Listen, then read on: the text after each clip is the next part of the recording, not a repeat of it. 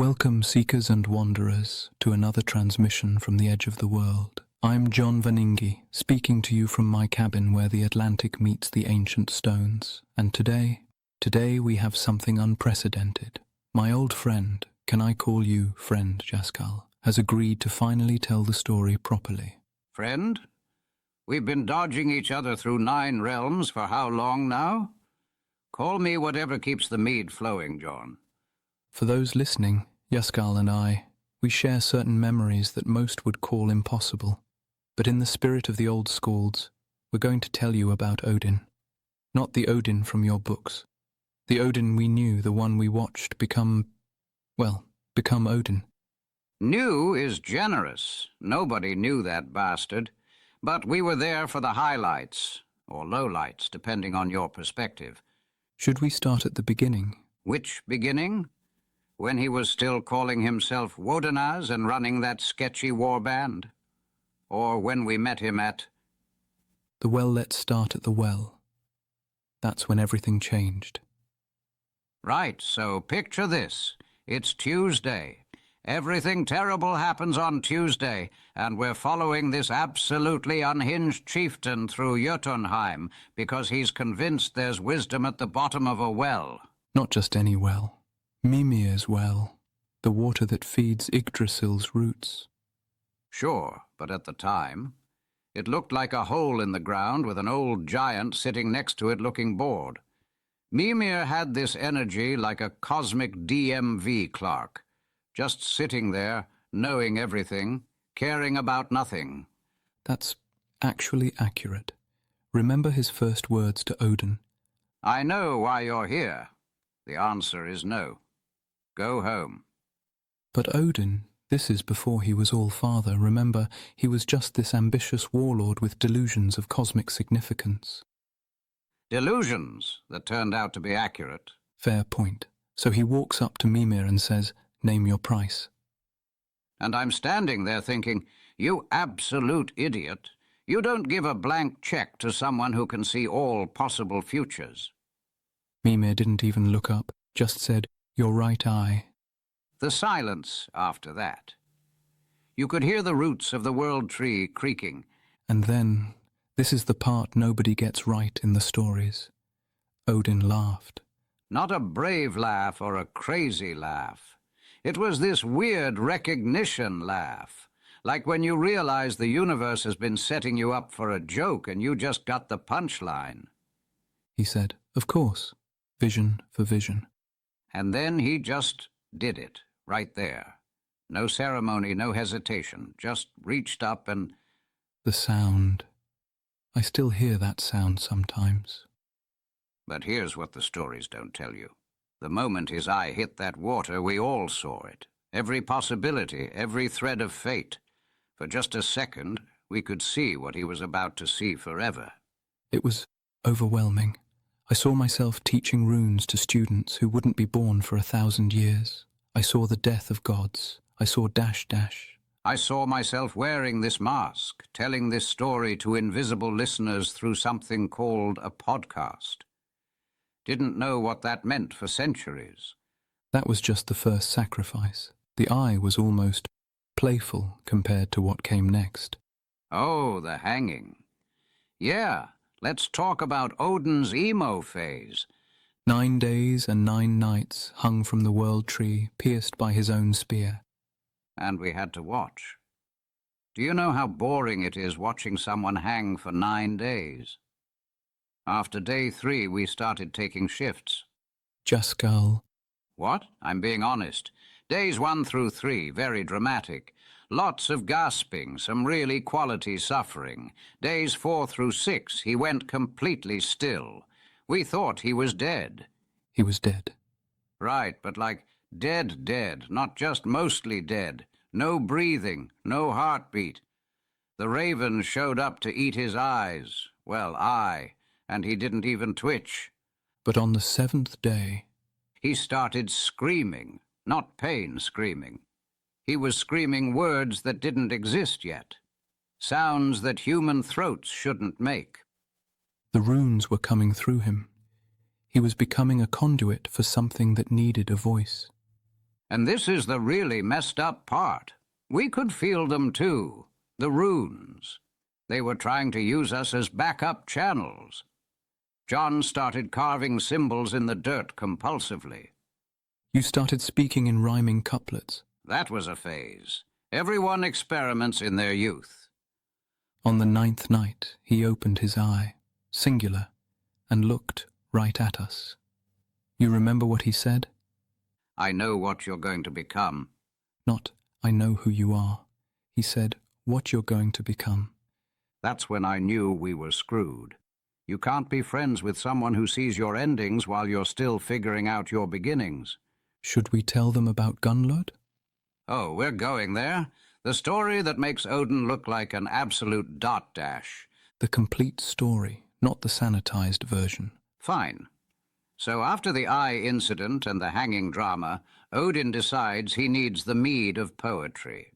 Because apparently cosmic wisdom isn't enough, he needs to be eloquent about it too. The mead was kept by the giant Suttungr, guarded by his daughter Gunnlöð in the heart of a mountain. And Odin's brilliant plan? Seduce the daughter, steal the mead, and fly away as an eagle. Real hero stuff. He worked for Suttungr's brother for a full season, calling himself Bölverk, evil worker. He wasn't even trying to hide his intentions. The thing is, we watched him with Gunnlöð. 3 nights he spent with her, and look, I'm a trickster, I appreciate a good con. But this was different. She fell in love with him. And I know you disagree, John, but I think he actually cared about her too. You could see it in his eye when he transformed into that eagle. He still left her. Of course he did. He'd sacrificed an eye and hung himself from a tree. You think he'd let feelings stop him from becoming what he needed to become? But that's when he changed, after Gunnlöð. That's when the All-Father became cold. That's when he learned that wisdom means knowing exactly how much pain you're about to cause and doing it anyway. We should talk about Valhalla, the real reason he built it. Oh, this is good. Everyone thinks Valhalla was about honoring fallen warriors. It wasn't. Tell them what it really was. A therapy center for Odin's guilt complex. I'm kidding. Sort of. But seriously, you have to understand, after he gained all that wisdom, he knew. He knew about Ragnarok, knew about his own death, knew about everyone's death. So he built Valhalla to gather an army for a battle he knew he'd lose. The ultimate exercise in futility. And we helped him build it, remember? We were there with the architects, these dwarves who kept asking, why does it need 540 doors? And Odin just said, because 800 warriors need to march through each door when the end comes. The dwarves did the math. That's 432,000 warriors, for a battle he knows he's going to lose. But that's the thing about Odin. It was never about winning. It was about the manner of losing. Very Nordic of him. We're all going to die, but let's make it memorable. You're joking, but there's profound wisdom there. He knew the outcome, but chose to fight anyway. That's not futility. That's the highest form of courage. Or the highest form of stupidity. I've never been able to decide. We haven't talked about the wild hunt, the first one. Do we have to? It's part of the story. The listeners should know what wisdom actually cost. Fine. So after Odin drank the mead and built his corpse hall... Valhalla. Corpse hall, he decided he needed to test his new powers. And by test, I mean he went completely insane for a winter. The wild hunt. He gathered the dishonored dead, the ones who didn't die in battle, and led them across the sky. But here's what people don't understand. He wasn't leading them. He was them, all of them. His consciousness had expanded so much that he could be 1,000 dead souls at once. We followed the hunt for 3 nights. What did you see, Jaskal? I saw him experiencing every death simultaneously, every fear, every regret, every last breath. He wasn't just leading the dead, he was dying with them, over and over. That's how he learned about death. Not by studying it, but by experiencing it infinitely. And when he came back from that winter, when the hunt finally ended, remember his first words? Now I understand why humans fear the dark. He'd been a god so long, he'd forgotten what fear felt like. The wild hunt was him remembering mortality through the memories of the dead. We can't tell Odin's story without talking about the women. Finally! Everyone always focuses on his warrior stuff, but the man was shaped by every woman he encountered. Frigg, who knew everything he knew but had the wisdom to say nothing. The only being in the 9 realms who could make the All-Father apologize. I saw it once. He came back from some adventure covered in giant blood, grinning like he'd won something, and she just looked at him. One look. He apologized for being late to dinner. But before Frigg, there was Jörd, Earth herself. Thor's mother. And can we talk about how weird that relationship was? He literally had a child with the ground we walk on. It was more than that. Jörd was his connection to Midgard, to physicality. Through her, he could understand what it meant to be embodied, to be limited by form. And then there was Freya. That's a complicated story. Complicated? They taught each other magic and then spent the next 1,000 years in the world's most passive-aggressive, magical arms race. She taught him Seder, women's magic, and he never forgave her for how much he needed it. It challenged everything he thought he was. A war god, learning the magic of weaving and fate. But that's what made him actually powerful. Not the spear, not the throne. The fact that he was willing to learn magic that his own culture said would make him unmanly. He gave up his eye for vision, his life for runes, and his masculinity for magic.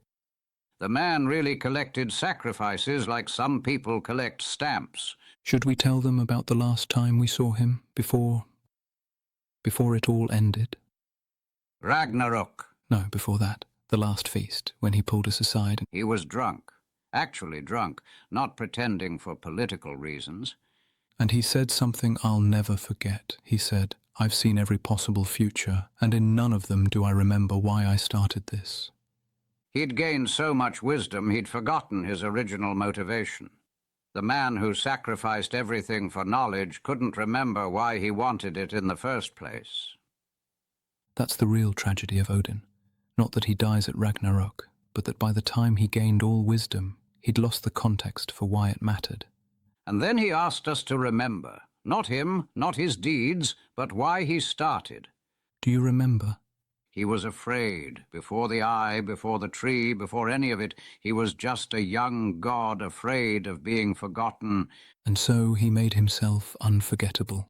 By becoming something nobody could fully understand, including himself.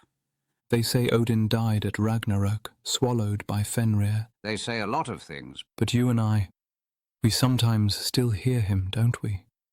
In the wind before storms, in the moment between sleep and waking, that laugh of his when reality cracks a little. He became more than a god. He became a pattern, a way of seeing. Every time someone sacrifices comfort for truth, that's Odin. Every time someone chooses wisdom over happiness. Every time some idiot hangs themselves from a tree for 9 days, metaphorically speaking, hoping to understand something beyond understanding. He succeeded, in a way. He wanted to be remembered, and here we are, 2 old fools who should be dead 1,000 times over, telling his story through invisible waves to invisible listeners. He'd either love this or hate it. Both. He'd feel both. That was always his gift and curse, holding contradictions without resolving them. The wise fool, the dead god who lives, the all-father who was nobody's father, really. The one who gained everything by losing everything. Well, John, I think we've said enough for one telling. The mead's empty, my mask is tired, and somewhere Odin's ghost is either applauding or planning our doom. Probably both. Definitely both. This has been Jón Vaningi and Jaskal Once-Lost, sharing what we remember of the one who remembered everything. Until the next tale, keep one eye open. but maybe keep the other one in your head where it belongs.